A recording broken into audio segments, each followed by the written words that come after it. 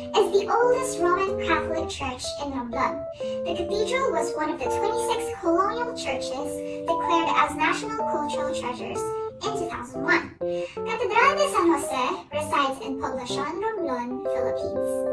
Explorers formally organized a Christian settlement in Romblon in 1631. First, Catedral de San Jose was under the spiritual care of the diocesan parish priest, but later, in 1635, the diocesan parish priest turned over the responsibility to the Augustinian Recollects. At the church's construction, Romblon faced numerous attacks from Moro raiders. As a result, its construction stopped several times, taking around 86 years to build fully. St. Joseph's Cathedral still showcases different artistic ornaments such as stained glass, a Byzantine altar, religious paintings, and antique icons.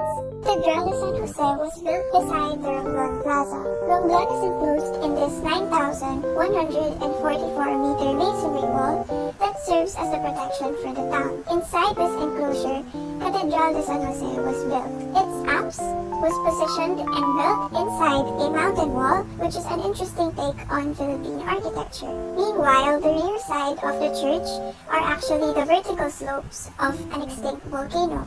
Its belfry is located on the left side of the church, and the residential houses of the townspeople are actually centered from the cathedral.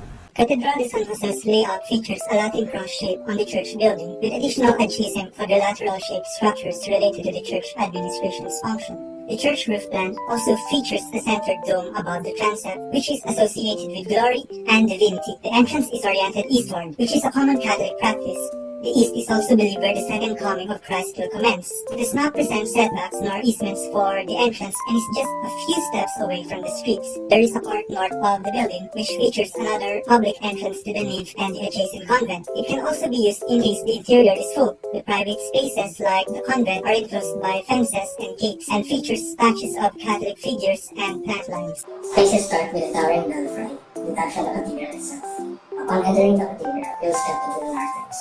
Seeing the space up front shows a rectangular space at balanced proportions and a easy, straight, linear path configuration. On the right side of the narthex, you'll see a staircase that leads to the floor loft placed above. Continuing forward is the nave, which occupies most of the building's volume. Reaching the crossing, you have transepts on both sides. The left side houses the image of something with the Roman, while the right side houses the image of the Virgin Mary and a raised pulpit. Fronting the crossing would be the transept where the altar, retablo, and the tabernacle are located. And lastly, a sacristy is located at the back side of the retablo. As for the main facade of the church, the shape itself is based on a rectangular prism with triangular elements added into it. The proportion of the cathedral itself is a specific rectilinear form. The overall balance of the facade is symmetrical, not including the belfry tower and the covenant on the side. It follows a generic human scale normally used by Roman Catholic churches that were built during the 1600s. To add as well, the material and texture of the facade is made of brick and mortar. The main facade can be divided into three main parts. The top part is composed of the triangular shaped roof with a one main motif at the middle. The middle part includes the most number of motifs in a statue of St. Joseph. Lastly, the bottom part contains the entrance to the church with a motif on each side beside the main door. Including all the parts of the church such as the belfry tower, the visual inertia and character of the church creates more of a personal character and a familiar shape for the community of Romblon. So, there are four undrawn details for the Catedral de San Jose. First is the church has religious antique icons and a Byzantine-style altar. Next is its windows are made of stained glass. And third is the cathedral still makes use of exponentially old bell made of copper, which was part of the construction in the years of 1640 to 1726. Then lastly is the entire structure is made from the local resources, which include a mix and blocks made of corals. Catedral de San Jose might look like an ordinary Filipino church, but knowing its history and architecture has become a turning point. Its significance stems from the community and the history of Romblon.